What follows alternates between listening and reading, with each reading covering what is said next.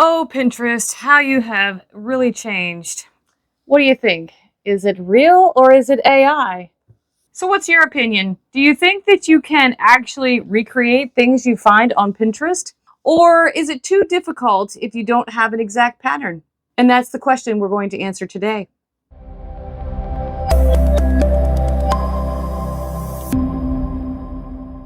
Hello, and welcome back to my series I'm calling Out of the Jar, where I have taken all of my sewing projects that I have hiding away in my closet and put them here in this jar. And then I just choose one randomly to see which one I'm going to make. And this time, I'm going to make, the Pinterest patchwork top. And that one is this wonderful garment here. This is the front, and this is the back. And no, this is not AI. This is a real garment. I actually found the blog that this lady posted this on that she made. Here are some more close-up pictures of the garment with some different sewing techniques that we're going to talk about today. Now, do I have an exact pattern for this? No, I do not, but I have one that's very similar that I can modify. It's Butterick number 6328. This is a jacket pattern. And I'm going to use it because my top is sleeveless and has a nice rounded neck opening. This jacket can be made sleeveless with a nice round open neck. Now, yes, it is open because it is a jacket pattern, but I'm going to make mine closed and it's going to be modified full enough so that this is definitely going to be able to fit over my head without having any kind of opening. And I think it's a great project if you're looking to use up a bunch of your stash that you have lying around. I'm actually going to be making this out of two different things: brand new fabric and upcycled garments. Only because I wanted to make a version that is very close to this one because I really like the color combinations that have been put into this garment. So let me show you what I have. For the upcycled part of this project, I have some leftover maroon corduroy from a shirt I used in my jacket project. It will be for the splashes of red color on this. I have these 3 pairs of pants I'm going to use. The black will be for these black sections here. The solid gray will be for this and on the front. And this black and white check pair is going to be a substitution for this skinny pinstripe here. I could not find a garment or fabric that looked anywhere near this, so I thought I would change it up and use these pants. For the other 3 stripes that are on this garment, and yes, there are 4 in total, I have these 3 fabrics. 2 of them are from previous projects, and 1 I purchased for this garment. This skinny black pinstripe will be for this section here, and a little bit on the front. This wider stripe I thought was a great match for this one here. And this black and white stripe will be for this here, which really matches very nicely. Last but not least, I have this gray dot fabric that I stumbled upon when I was at my local fabric store, and I had to purchase it because it is very, very similar to this section here. Even though this is a blue and a black, I felt this went well with my overall color scheme that I have for this project. I did buy some lining for this project, but I'm not sure I'm actually going to use it or need it for that matter. Because of the weight of these fabrics, I don't want this to get too heavy or too hot. So I'll cross that bridge when I come to it. Now, there is one thing I discovered about this garment that I did not realize until after I had gathered all of my fabrics together. And that was, when I look at this, to me, it looks like it's made from a lot of cotton fabrics, but it's not. After reading her blog and seeing the close-up pictures, she actually used stretch knit fabrics for this project. And as you can see, yes, it is definitely made from stretch knits, and mine are not. Is that going to make a difference? Well, maybe only in the way it's going to hang on my body, but we shall see once I start putting this together. So the first thing I need to do is modify this pattern and make a mock-up. This pattern is a back piece and a front. Here's how I'm going to modify it. I like the length of it in the back. I don't think I would want it any longer. This is going to be the finish of the front edge because it is short in the front, goes down like here, comes down at an angle and around to the bottom. I'm sure I'll cut this down further. It needs to be open enough so that I can get it on and off over my head. And I like the armhole as I want to make sure it's not too tight, but yet not too open because I don't plan on wearing any other shirt under my top. I also plan when I cut the sides of this to cut them more at an angle. I want to make sure it has enough body in it. So now I can make my mock-up. Before I show the modifications I made to the pattern, I actually found another picture of this top. I went looking for a side view on Pinterest and found this one, which shows just how angled the sides are and that these are pockets on the front, not just patches. So I have drawn my angled sides on the front piece and curved it over to the corner. I'm cutting this part a little longer so there will be room for the hem. I'm also cutting this on the fold since the front will be closed. Now when I cut my patterns, I usually cut the size I need, and yes, I cut through my patterns except for the armhole, which I don't want to be very open. I start out with a small scoop on the neckline, which I'm sure will change here in a minute when I try this on. Now because I'm making such a distinct modification on the front piece, I'm going to trace this out with tracing paper and not cut through the pattern. Onto the back piece. I did decide to extend the bottom just slightly, mainly to give room for the hem.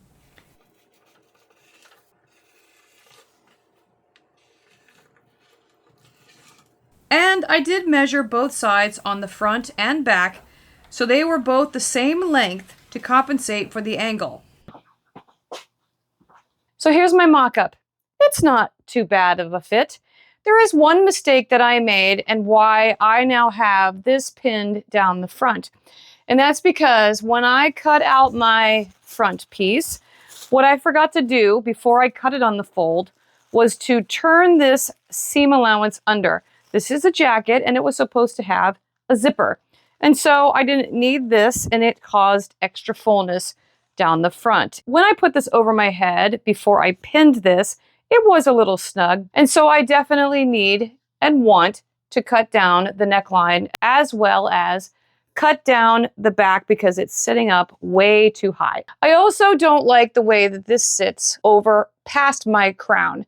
And so I'm going to trim this away because I like my things that are sleeveless to be right at the crown of my shoulder. Now, when you're making adjustments to your mock-up, you want to do one or two things at a time. You don't want to do too many because you don't want your garment to become askew. And so I'm going to make these 3 adjustments and then refit it to see if there's anything else I need to do. Now we're getting somewhere. I am really liking the way that this now fits, that I've taken it in down the front. I'm very happy with the scoop on the front neckline as well as the back and how much I cut away from the shoulder. There is one thing I have noticed that when I walk around, this tends to get stuck to my shorts. Now, yes, this mock-up is made from a sheet. My fabrics I have for the garment itself are not sheets, but they still may function the same in getting stuck to whatever bottom I choose to wear with the top. And so the lining is probably going to come in handy when I get to that point. Now there is one other adjustment that I want to make, and it's kind of a pet peeve of mine. And that is I'm very concerned about how open the armhole is and not being able to see into my bra. Since I took it in here, I like the amount of fullness that this has. And I really don't want to take it in on the sides because that is going to make it too tight across my bust. So in order to kind of fix that, I'm going to add a bust dart so that it will kind of close up the armhole just a little bit so that it doesn't stick out like this. And that will close up my armhole just enough, but still give me plenty of room that it's not too snug. Now that I've sewn in the bust darts, I can use the front and back as my pattern. And I'm starting with the front section. I've decided the best way to go about this is to cut this into sections for the different fabrics, and there will be a few pieces that will get appliqued on top of the base garment. I'm folding the front in half because I want to cut down the side front evenly. Using the picture as a reference, I'm cutting the rest up as close as I can to the original. I'm marking each piece where I will need to add seam allowance to and writing the name of the fabric each piece will be cut from. I'm also marking which position each piece is in so I don't get lost. And here's the front all cut up and the back. Since I labeled all of my pieces of which fabric I was using for each one, I am cutting them in groups from each different fabric. And here's what the front looks like and the back. Time to sew it all together. And I think the best way to do that is to keep them here on the mat in the current position they're in, so I don't get lost as to where each piece goes and the direction they go in.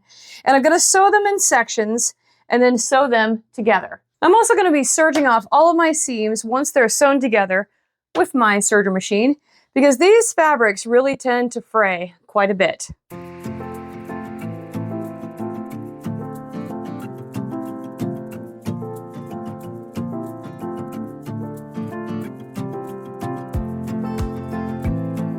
Ta-da!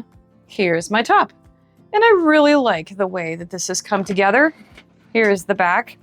And yes, I have tried it on, and I do like the way that it fits. So what's next? Time for all the appliques. All of these splashes of red color, the gray dot strip down the front, and the piece up here, as well as other pieces on the back. And I am following the top in this picture pretty closely. On the pieces I cut out, I just fold it under the edges as I'm going to top stitch them on. I am debating whether or not I'm going to use some decorative Boro stitching on the red ones. As I mentioned in the beginning of this video, this project would be a great way to use up any of your leftover fabric, or to make it completely out of upcycled garments. After sewing these top pieces on, I've decided to add the decorative Boro stitching. If you didn't know, the Boro stitch technique is a traditional Japanese textile art with visible, repetitive, running, cross, or blanket stitches using 3 to 4 strands of cross-stitch thread. I got this pack from Walmart for $5 only because of the color red that it had in it. I believe most sewists who do this technique will draw lines with chalk, but you don't have to. In the beginning I didn't, but after the first section I decided it would be a lot straighter and neater if I did.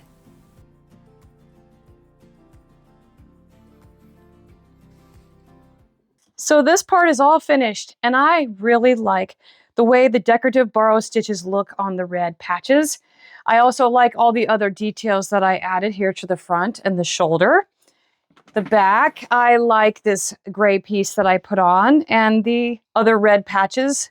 So I've gone ahead and I've sewn my shoulders together, and it does fit nicely over my head, so the opening is perfect the way that it fits. I've cut my lining pieces, and since I didn't use much of the black pants in this project, I used the rest of it to cut bias cut strips to bind my neck opening, the armhole, and down the sides. But the first thing I'm going to do is sew in the lining. And that starts with sewing the back lining and top together at the hem, because I want the hem to be closed. Once it's sewn, I press it flat and understitch the lining so it stays tucked under.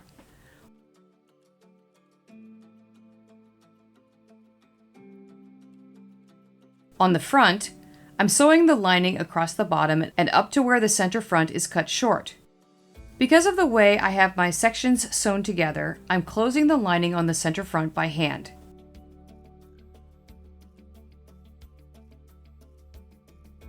Now I put the top inside out on my mannequin and pin the lining to the garment at the sides and neck opening.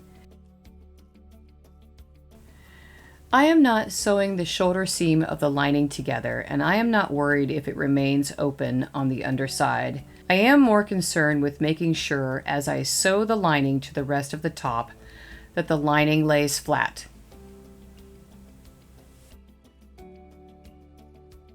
I'm wrapping all of the edges with the bias strips I cut from the black pants. I do that by sewing a 1/2 inch seam allowance, press it away from the garment, and then wrap the rest of the binding to the underside. Fold under the cut edge and top stitch it in place.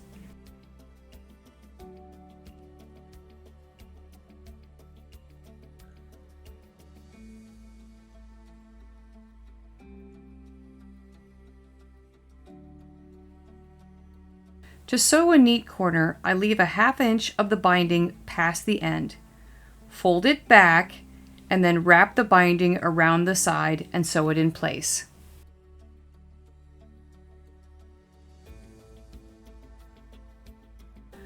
Well, we've come to the final step, the sides. And the reason the sides are wrapped with the bias strips is because they get overlapped and sewn together with a bar tack using the same cross-stitch thread I used for the Boro stitching.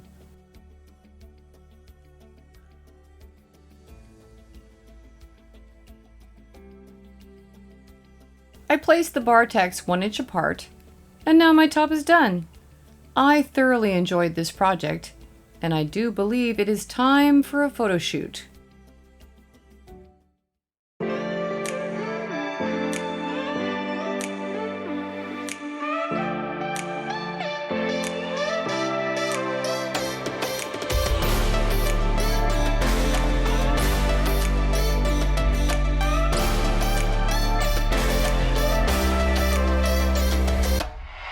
Well, that was fun. Now, at the beginning of this video, I asked the question, can you recreate the things that you find on Pinterest? And I answered that with a yes, with this garment here that I wanted to recreate, that I knew was a real garment on Pinterest. And if you follow me here on YouTube, most of my videos are recreations of things that I find on Pinterest. And I've been sewing long enough to know approximately what pattern I need to use to modify so that I can get the results I'm looking for. Thankfully, there were enough pictures online for me to get a close-up look at this top. Now, did I make it exactly like the original? No, but I think it comes in at a close second. So when it comes to recreating things that you find on Pinterest, the first thing you need to do is find a pattern that is close to the garment you want that you can modify. Well, you might be saying to yourself, Joanne's is closed, my access to patterns is gone. Yes, they're closed, but that's not the only place that you can buy patterns. There are lots of patterns available on eBay, Facebook Marketplace, I believe they're on Etsy, other websites, as well as going on simplicity.com. They have lots of patterns that you can order. Secondly, you need to be able to know how to take that pattern and modify it. That's why you need to become best friends with your local thrift store to get inexpensive sheets to use for mock-ups. I do not draft patterns on my own, but I'm pretty good at modifying a pattern. Thirdly, you need to have an idea of what kind of fabrics were used in the original garment that you're trying to recreate, or know what fabrics will work with your pattern. This garment was originally made with stretch knit fabrics. Did I use that? No, I used different cottons and probably polyesters to make this garment. Did it work? I think it did. I love the way it looks, and I like the way it hangs on my body.